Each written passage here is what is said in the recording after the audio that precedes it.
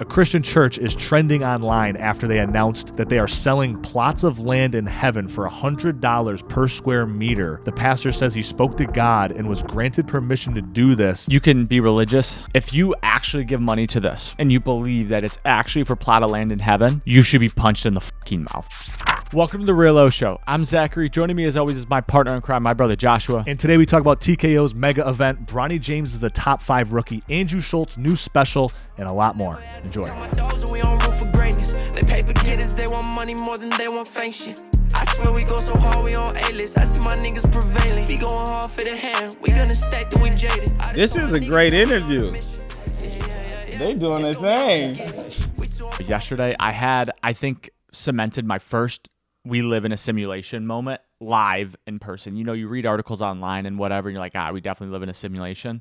I had my first, New York City is literally the Scorpion trials, which if you don't know what that is, it's just like a test site for whatever humans and this higher level people. But I'm getting my haircut yesterday. I just sit in my barber's chair and he starts cutting the sides, right? So I'm once he starts cutting, you're locked into the seat. There's no getting up until he's done. So some drunk homeless dude walks in and I could tell right away my boy Arthur was pissed. So it seemed and I knew and I felt it right away. I'm like, this guy comes in often, fucking around, give me a haircut, whatever. But obviously borderline homeless, if not homeless, drunk off his ass. He's like, oh, there's something wrong with my hair. Something wrong with my hair. And the other barber takes him. He's like, no, looks good. Looks like you just got a haircut. What'd you do with your hair? Kind of fucking with him a little bit, but good. He actually looked like he had a haircut.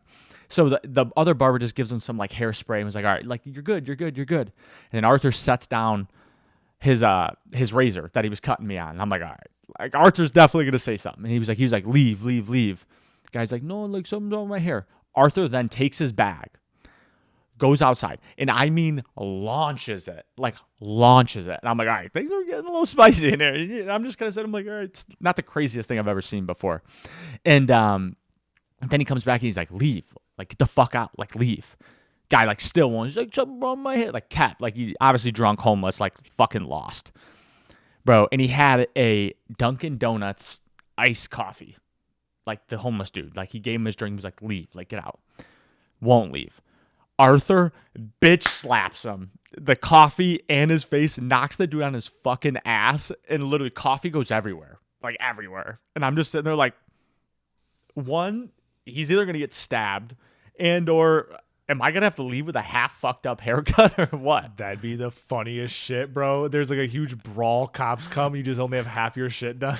You just get fucked out of it. I'm literally I'm sitting there what the fuck is the one movie? Fucking Jack and what's the Incredibles? Not that one. The Jack from Tropic Thunder. Where he has to play the Jack person who's Black. No. I think Jack. He went the special needs character. He plays as Simple Jack. Simple Jack. And he has the fucked up hair. That's how I felt. That's literally how I felt. But dude, he fucking bitch slapped him, drags him out, locks the door, and the dude kept coming back give me a towel. Well, the context in this though, where the barbershop is, it's it's in the subway. If you've it's never been, in the subway. But it's not like that. In New York, the subway systems have miniature mall situations. Yes. Whereas as you walk down, there's businesses there. This barbershop is one of those businesses that I can't even imagine how many people walk by this every day. And it's actually less now because the E train is shut down going downtown, so it blocks off half of the people pretty much. But again, I don't know it's still how a many lot of foot walk-ins he traffic. has, but tons of foot traffic. So I could see why homeless people are just trying to find a good spot to hang, barbershop safe, whatever. That would be the most annoying shit ever. I said that the first time we came there. I was like, this is a tricky location because there'll be some motherfuckers that are lingering by your place. You just can't do anything about it. For sure. But he did do something about it. He stood on business and bitch slapped the fuck out of him. Once they're in your location, bro, get the fuck out. I'm sorry, bro. Is that assault? Possibly. Battery. Yeah. But it's a homeless dude, though, A homeless guy goes to a police officer trying to file a police report. They're going to go, oh, okay. Yeah. Toss it away. They're not even going to fucking give him the time of day. Yeah. So it's that's pretty much what it is. But then I got a dope haircut. So if you're watching on YouTube, you see a fresh haircut. Shout out Arthur from the barbershop, and he is a real G for that. And he was and after the fact, he was like, Zach, you good? You need a minute? Yeah, I was like, real New York guy. Hey, just a real New York guy, just being like, just slap the shit out of someone. Be like, hey, you good? You good? he was like, you good? You need a minute? I was like, nah, I actually respect it. You know? He looks at Zach. He's like, yeah, I'll slap the shit out of you. You don't give me a tip. And then to end it, and we always like kind of make fun, but we're actually serious. We're like, dude, we just need to fight so we could landscape 0.5 so we have a good vlog intro. Yeah. He ends the haircut. He's like, why didn't you videotape that? I should have had that shit on. We need to get Arthur mic'd up. Yeah, we need fucking. I can't wait to come back in. The next time I go in, you should come and we should have him retell that story. That can't be the first time he's bitch slapped somebody. Oh, like a homeless dude. There's not a chance, bro. If you are working in that area, I don't know, man. If you're working like barbershop, especially like barbershop, there's a lot of fights that happen in a barbershop. Yeah, people talking shit. Then that happens all the time. Hey, man, everything's tile in there. Easy cleanup. Easy cleanup. And they cleaned it up. They cleaned it up. Like there was no coffee spilt. All right. I want to transition it though. TKO. So we talked about this on a couple podcasts past where Dana White has his new boxing league that they're trying to push. I just saw something that TKO, the company that owns WWE, UFC, and this new boxing league, they're trying to do what they call a mega event where they do a UFC card, a boxing card, and a WWE card all in the same day, like top to bottom card. And if how many fights each? I mean, like it's going to be like three? No, it's going to be like typical cards. So like these 21 are like fights. It'll be like 4 cards. It'll be like it'll be like 3 full cards of. Now they might trim it down a little bit as they go, but that's I mean, crazy. You got to assume UFC normally takes like 3-4 hours. Boxing will probably take 3-4 hours. WWE will probably be like 2-3 hours. What gets the first slate and who gets the last? That's a good question. It is. I think it is. The WWE is probably the biggest. I think you got to put WWE at the final. But then again, you never know. WWE might be the warm up to the real shit, or they might break it up with the WWE. Boxing's for sure going as the warm up. I think boxing's will probably going be as the warm up. That's going to be that's the prelude to everything. Then probably UFC, then WWE. I just think WWE is right now. It's like it's just reaching that point where it's like it's never been bigger. It's never been bigger. I think that's a great idea. Like fully, like you could sell an expensive ticket, give the one-stop shop to 3 different fighting / events. Where do you think it's going to take place? First of all, Dubai. It's Saudi Arabia. Yeah, Dubai, Saudi Arabia. It's probably by the company that I did the video on. I can't think of it, but like they do all the entertainment videos or not videos. Well, that's Turkey Sheet. He's definitely pushing the Saudi. I wish I could remember the fucking name of the company that actually does it. Like they put on all the big sporting events, like when Ronaldo came and anything big that happens, WWE, UFC, boxing, they are like the venue. They do all the management. They do the setup. Interesting. Yeah. It's like you walk into a Rolling Loud, you're like, a company did this. It's like that, but Saudi Arabia. I mean, I don't see how something like that's how TKO just wins everything. That's how they create this boxing league and put it on a different level. Because I don't know if you saw the clip of Ryan Garcia. They asked Ryan Garcia, like, hey, did you see Dana White's doing this boxing league? And he was like, I hope they pay better than the UFC because we ain't going to go for that. With that being said, Ryan's kind of taking that with a grain of salt because the best players in the UFC get paid. Look at Conor McGregor. He's a fucking billionaire. He got that money first through the UFC and then his boxing. Like he did it the right way. If you are a part of the company, they treat you as like you're a partner in that company. Like Sugar Sean talked about that. He was like, hey, I bring in numbers. They can easily track who is there for what. And when you bring in 80% of the people, they're going, hey, Sugar, like, we need you. I also think this mega event is what we saw, and I know we talk about Drake a lot, how Drake went on tour with 21 Savage and then J. Cole. That's what this event, like, that is what this event is. Like, this is what it is. You can charge people an expensive ticket because you're going to get so much to show up. Just like going to see Drake and J. Cole, it makes it worth it, even if the ticket's expensive because it's a one-stop shop. I don't think the tickets are any. This event is zero to do about tickets because here's the thing: in Saudi, this is only going to be all princes and like it's like what it's going to be. It's going to be all the richest people in the Middle East. Literally, are going to be. But it brings the most awareness. 100%. But it's not about the live perspective. It's all about this being on Netflix. And this whole 12-hour day is going to be a whole day of everything. They're going to make a whole event out of it. They might make a holiday out of it. They're going to be like, this is the new Super Bowl. Why wouldn't they? Why wouldn't the TKO try to make their own Super Bowl? Because I was thinking about it. I was like, The UFC doesn't have like one certain day. The WWE does. WrestleMania. That's their one day. Now there's obviously other big days, but there's a one big day. Is there a big day for boxing? No. But this mega event, the UFC could either. No, because they're just fights. It's just big cards. Yeah. So there'll be like a big card. So like for UFC 300, there was a big card. Now, did Conor McGregor drop out? Did some shit happen? Of course, that's always going to happen in the fight game. Shit's going to change. But if there was a super event each year, it just adds buzz. Why wouldn't you? Why? I mean, not? the Super Bowl proved it. But that why- like having that one moment. But why wouldn't you as a fighting? So fighting is year round, 365, right? So why wouldn't you, and so is WWE, so is boxing, why wouldn't you just find one day in the middle of the summer where nothing is going on and you make your own Super Bowl? Why not?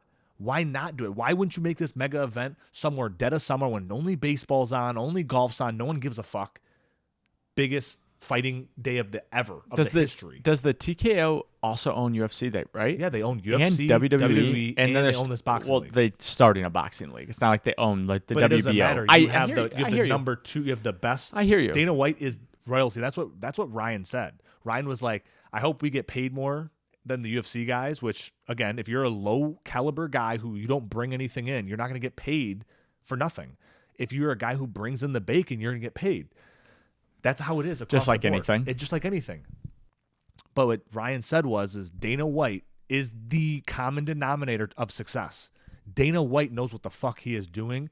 And there's no reason to like, if you look at Dana White's team, bro, he's had the same team for 10 years. That just shows how loyalty and how good of a guy he is through and through. Like he's just a straight up guy. He's going to succeed in this. And that's why Turki El-Sheikh, a guy who has infinite money, is like, hey, Dana, we need you. Like, there's a reason why. Like, he has the know-it-all on how to do it. It's just a fact. There's a reason why TKO trusts him so much. That's why he owns a piece of the pie. That's why he's able to do all these things. Yeah, I think what Dana White's doing is incredibly impressive. But I want to talk about something a little bit. Did you have something? Yeah, I wanted to say something else because I thought this was interesting. Because there's been a viral clip going around of LeBron James kind of calling out Stephen A. Smith, right? Yeah. And so, like, there's been this huge drama between the two. Oh, what did he say? And then people kind of going back and forth being like, hey, LeBron, like, Bronny makes millions and millions of dollars. Like, he's allowed to be critiqued.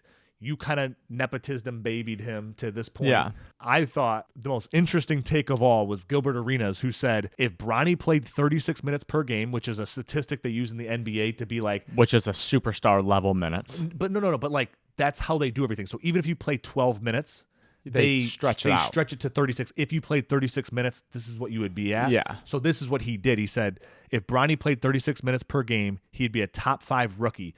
I believe he'd average like 12, 4, and 4, which when you actually compare that to the rookie leaders, it would put him in the top 5 for rookie of the year voting. So there is a other flip side to this where we are being very harsh on it. Of course. Now, again, when you get into these situations, it looks bad, right? Yeah. Like, had Bronny gotten drafted to the Golden State Warriors, we wouldn't even be talking about this right now. Yeah, of course. So that's the one thing I see.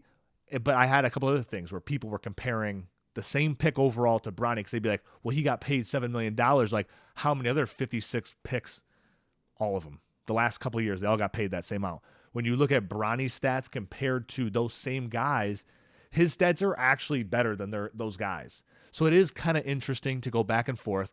Yes, maybe he isn't the guy right now. Maybe he needs 5 years to develop, whatever. He should have stayed another year in college, regardless. I agree. That's probably my biggest thing to say about it is he should have stayed in college another year. I understand LeBron is getting to that point where he's about to retire and getting old, and you never know. But if he just stayed in college another year, developed, then got drafted, I think people would be better with it. But it's also like, it's hard, bro. You're already playing with the most pressure ever with your last name, James.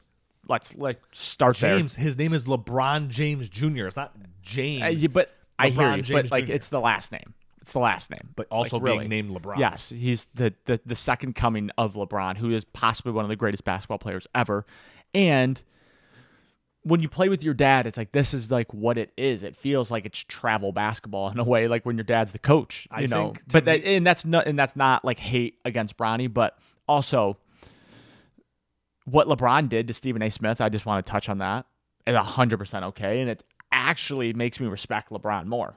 Like, don't fucking talk about my son. I respect it. And I just saw a tweet the other day where people were like, man, I've never seen someone get punked and then go on a tour talking about how that person's a bitch.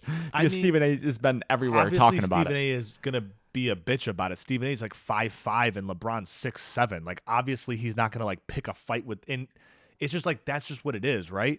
But I do see the other side of it where LeBron, there was a scene where LeBron's in Cleveland. He's like maybe a rookie, second year in the NBA. He's in Cleveland. They're playing the Boston Celtics, and he gets in a scrum with a bunch of dudes, right? And it's like almost like in the crowd, and it's like under the hoop, but like in the crowd, you know, like they just stand kind of right there. He's like fighting with some dudes. LeBron's mom jumps in it and starts talking shit to some of the guys. He looks at his mom and he says, "Sit your ass down." Basically being like, I'm a man among men. I'll fight my own battles.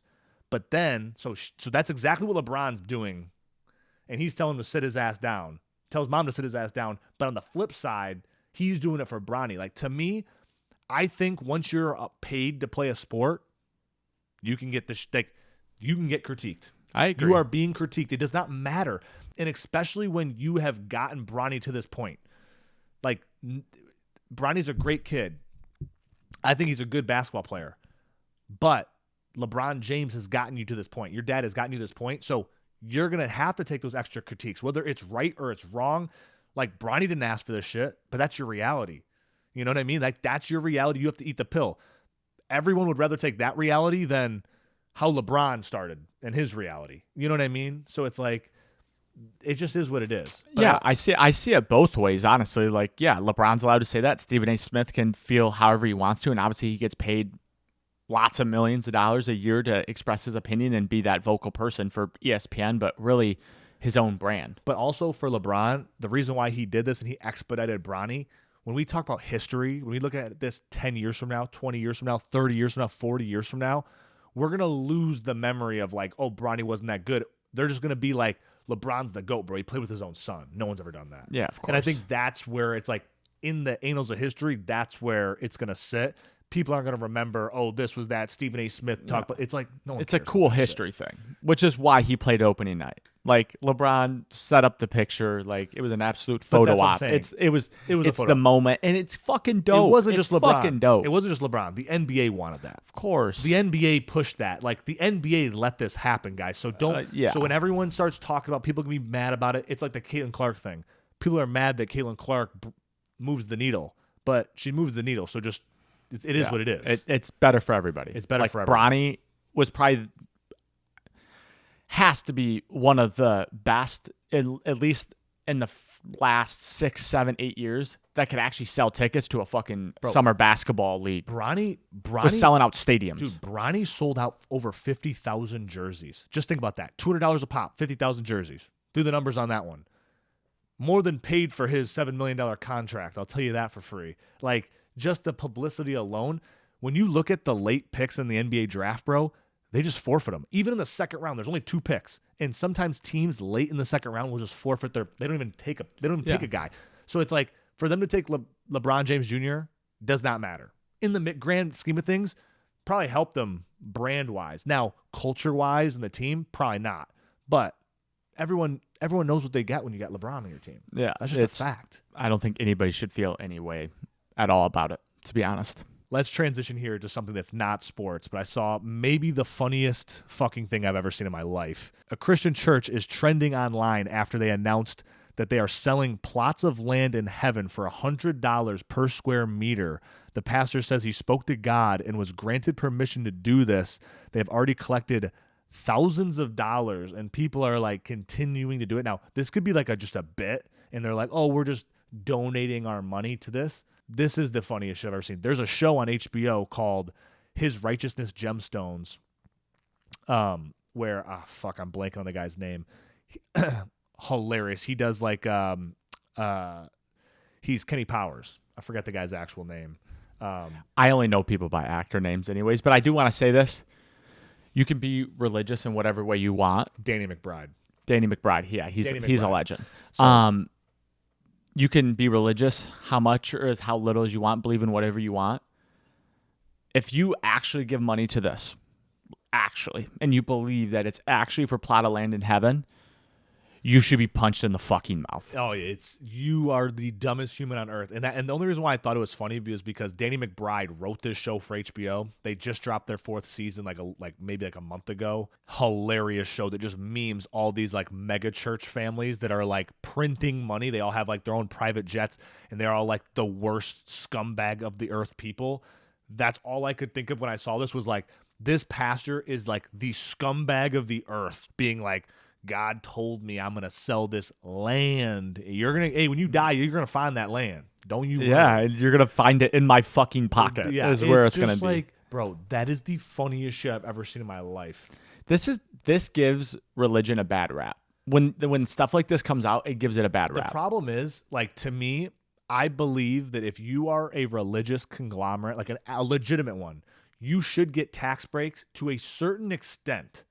But like these churches, dude, these mega churches are literally making hundreds of millions of dollars, and they're printing money. The people that run them are rich, like rich as rich gets, and they don't have to pay taxes. Like they are like printing money beyond belief. And it actually puts the small churches that are actually, or like whatever, settings there are, it puts those people out because the mega churches will draw people. Yeah, people want to go to a nice church. But it's just crazy to me, bro. That they have a whole show about it. If you've ever seen it, it's like actually a funny show. Like the first season, like Danny McBride's character, who's like his dad, they call him their daddy, is the head pastor, and they're like 40 years old, like daddy, and they're like, it's like the funniest shit ever. And Danny McBride's character, they're like, they get like a video of them. They're getting blackmailed by his other son, who's like, it's the funniest shit. He's like doing coke, like banging hookers and stuff, and they got like, it's like him and like all the other like pastors, like the local pastors. And he's like, it's the funniest. Where the local pastors are doing it? No, like it's like Danny McBride's character. Yeah, he's like under the church, and they have like a bunch of like youth people that are like help out in the church, whatever. And he's got like all of them. They're like all the dudes are like there. They're like doing blow, like banging hookers in Vegas and like under the church. It was just, it's the funniest shit. And then they're like getting blackmailed for it. It's like, dude, it's some of the funniest shit you will ever see. It's like that shit could actually happen. Like it's probably happening. It has to come from somewhere. Literally, like Danny McBride, one of the greatest writers in TV history. Like this dude is the fucking guy. Speaking of funny things, I do want to talk about Andrew Schultz's stand-up comedy on Netflix. Yes, great. Bro, it was great. Fantastic. It was great. I'm so excited. And obviously this is his 5th special. He did 2 self-promotions, 2 on Netflix, and then he did one where it was like a live stream ticketed event. And pretty much the last 3 he's had about 2 to 3 years in between the specials, just building back up, whatever. One, do you think Andrew Schulz will have another special in probably 2-3 years? And or where does he transition to? Because I have a feeling Andrew's going to go into way more movies. No, he's already been in a couple movies. But like I'm saying, like way, no, like I know, I think way so. more. Listen, I just watched Kevin Hart's Breakfast Club interview, and he was saying it's not just stand-up comedy. It's not just acting. It's not just a podcast. Because you look at Andrew. Andrew is doing the Kevin Hart model. He's acting. He's doing his stand-up comedy. He's doing his podcast. The reason why I think it takes 2-3 years for Andrew to get another set is strictly because he's doing all these other things. Same thing with Kevin Hart. These guys that can turn it over. Look at Chappelle, dude. Chappelle doesn't do movies. He doesn't do podcasts. All he does is stand-up. This motherfucker will do four fucking hours of comedy, 4 different days, and it doesn't even matter. He can just turn it over. So it's like the GOATs in comedy, and I'm not saying like Andrew's the GOAT. He's definitely up there as a top guy. I don't consider him a GOAT yet. Definitely up there, in our day and age anyway. I agree. But you look at guys like Chappelle, like he did that 4-part series for Netflix. Those were all shot within 6 months. Bro, there is no one. But that's the lore of Chappelle, is that he's that impressive and can go up there and freestyle, and people can be working on a set for 6 months, a year, and he can go up there and just do way better off the top of his fucking head. That's the legendary, I know, like, ness. I think, which is a terrible way to say that. I think if guys are only doing comedy, you better be able to get a new hour within, especially if an HBO or a Netflix is reaching out to you being like, hey, we want you to do a deal. The guy who does Kill Tony, Tony Hinchcliffe. Yeah. He just signed like a 4-part series with Netflix to do Kill Tony, and it's like over the next few years. So they're going to do like certain events where it's, Madison Square Garden, and they're going to have a big cast for it, whatever. But like, comedy's almost back. If you're a stand-up comedian, you need to be posting all your shit. Wait, whatever happened to comedy? It died or what? What yeah, happened to comedy? there was a period of time where like comedy was just like not being picked up by the Netflixes, the Hulus. Like they weren't paying for it. They weren't buying this. Like, you know what I mean? They're not buying the specials. There's people now that like a lot of comedians right now, the well is so hot. What they do is they'll bet on themselves. They'll pay for their own production of the special. Then they'll go and sell it. Like I just saw this one comedian who spent $150,000, did his special, tried to sell it to Netflix. Netflix was like, yeah, we don't like it. So he just been putting it out himself. Happens all the time. I think that happened to Schultz. Schultz, his first 2, he self-promoted. Yeah. But that's he did self-promote them. But his last one had all the controversy where he shot it as a Netflix special. Netflix then, after the special, wanted him to take 2 of the jokes out. He was like, fuck you guys, I'm not taking the jokes out. They were like, okay, well, we're not going to fucking put it on our platform. That's why it was on the live stream ticketed event. That's who did his second. His one before this one was a live stream ticketed event. Maybe. Literally, it was I'm just telling you, it's on YouTube, though. It was by Moment House. But was the one prior to this Netflix I'm saying, one. but it went on YouTube. Fair. But it was a live stream ticketed event. Then it went to YouTube. I'm just saying, I saw it on YouTube, and that's why he said he's like, I made more money from it being on YouTube than I would have than it being on Netflix. Now, Netflix, you probably got more views, but he had sickening amounts of views just putting it himself. So what's the difference, right? Now, the Netflix will give you that bump, especially if they're going to be like, hey, we're going to put you in the top 10. It's the sign-off, really, is what you're looking for. Yeah, but that's kind of the thing now. These corporations, they would rather pay extra and get less push because it's on like a TV, a cable, whatever, just because it's like, oh, you're legitimate now, than the guys that are really putting up the numbers. Anybody who's actually putting up numbers should never go to Netflix unless they give you a ton of money, because at the end of the day, YouTube is the number one most consumed thing on TVs right now, is the number one thing. People are consuming YouTube at scale more than Netflix. Putting your special out on YouTube, self-promoting it, whatever, paying whatever you have to pay, and putting it out yourself. If you have real motion, like Andrew Schultz had motion when he released his first 2. Like, he could definitely do that. And the other one just happened to be because it was during cancel culture and doing that dumb shit. But like Netflix, for example, right? This Andrew Schultz one, this latest one's on Netflix, right? The 2025. Yes. Yeah. So, okay, so that's where he must have repatched something up with Netflix where they were like, cancel culture is dead. I know. And they were like, yes, Andrew, come fucking back and do your thing. Schultz did a good one with this special. I thought it was a little bit different. I thought he almost took this special a different way than I've seen most of the specials. It was almost like a roller coaster of emotions. Like it's funny, super funny, but it's also like super serious. Yeah. Super funny, super serious. So I thought it was a different way, and like ending with like a little movie at it, and then like showing pictures and like, I haven't seen a whole lot of mainstream sets that do it that way.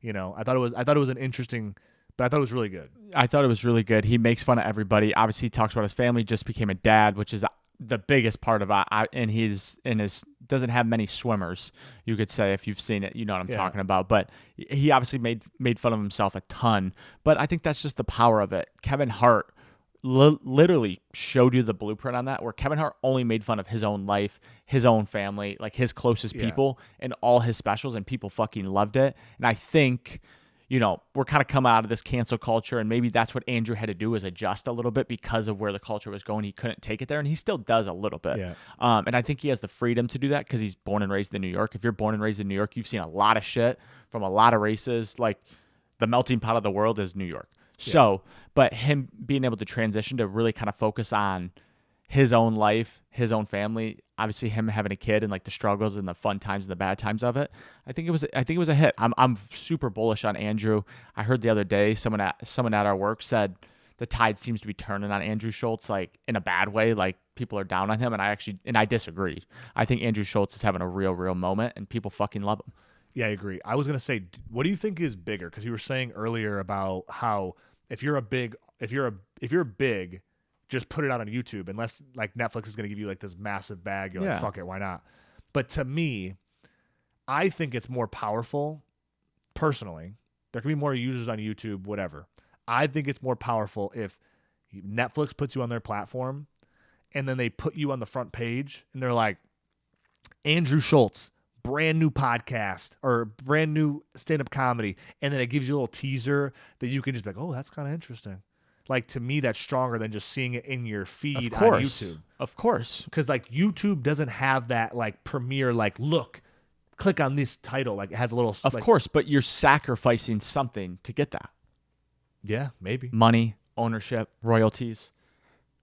But it's the platform. If that thing gets watched, like the Tom Brady roast, Andrew that was Schultz, like the most watched thing on Netflix. So it's like Tom Brady just got bigger. Like he was already massive, but he was even bigger now. So it's like that's worth the bump. I right? think Andrew Schultz got a great deal from Netflix to do the special. I don't think he got fleeced by any means, but what I'm saying, if Andrew Schultz is at the point where if he put on this special himself, he would have probably still made really good money. Maybe not more, maybe a little less. Maybe it wouldn't have the appeal because it's not on Netflix and it's on YouTube. But he could have pushed people to YouTube. You know what Netflix? You know what Andrew Schultz hit Netflix with this time? He said, "Hey, that was yesterday's price. Today's price a little different, my friend." Maybe. Oh, no, not maybe. 1,000%. Because if Netflix was like, "Hey, Andrew, we want to make this right. We want to do it again," he's been like, "Yo, my shit. I made $10-15 million off my last shit, dog.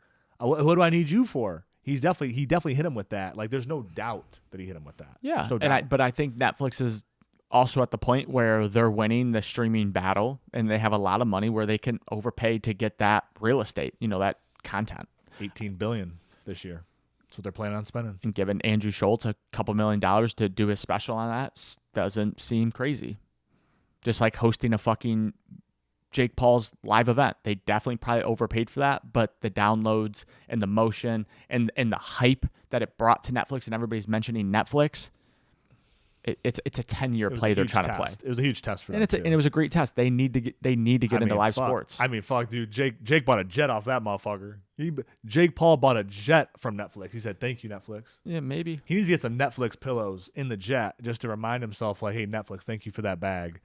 I agree. Do you have anything else? Yeah, let's round it out. ChatGPT is releasing that they are going to have a human-like AI that costs $20,000 a month, secretly being built by ChatGPT to make the Brainy bot a PhD level. So basically what happened was OpenAI came out and said that they're going to start coming out with these new enterprise tier levels where it's like $1,000 a month for this, $5,000 a month for this. The premium level is $20,000 a month, which really isn't that crazy if you're a business making a ton of money. A PhD level. Now, I don't know what that entails. And sometimes with the AI right now, it's a little tricky with me to convince me that $20,000 would be worth it. And this is why. A lot of the ChatGPT doesn't really give you that real-time information where it's like, if I'm paying $20,000, motherfucker, you better know by the second what the fuck is going on. But that actually might be what it is. Maybe, but a lot of these, and maybe it's like you have to just tier up. 20,000 is way too early to be paying an AI. That's what I would say a month, right? It's 20,000 a month. Yeah. Way too early for AI to be paying that amount of money, unless you have so much fucking money in your corporation and you can do it to like test it and be the first mover on that. But I bet the 1,000, 2,000 to 20,000, there's probably some similarities in there that it's enough to, those savings are enough to just be like, I'll pay 1, 2, and just get my benefit. Here's my thing. I'm like, who at the company knows AI well enough to be like, I'm going to spend, what is that? Like $1 million. 20,000 would be like over 2 million a year. It's over 2 million. I think that's over 2 million. Let's do it. Well, 10 times, yeah, it's got to be over 20. It's got that'd be 2 million. So it'd be like 2.2 maybe. Are we retarded? 240,000. 240,000. We're retarded, bro. Jesus We're Christ. retarded, bro. We're retarded. We're retarded.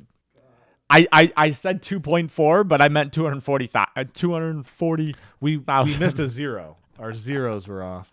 Oh my God, we added an extra 0. That's a big rounding error though. Hey, I guess though, if you made it to the 40-minute marker, you're probably okay with us being retarded. So. Yeah, I mean it gives you a laugh, but honestly, if you made it this far, drop a like, leave a comment, hit subscribe. Until next time, peace. About to get all this dough. Me and no fuck niggas know. I swear to God we the ghosts. This ain't the story they told. Man, if you know, then you know. I never had to tell my dogs that we on rough for greatness. They paper getters, they want money more than they want fake shit.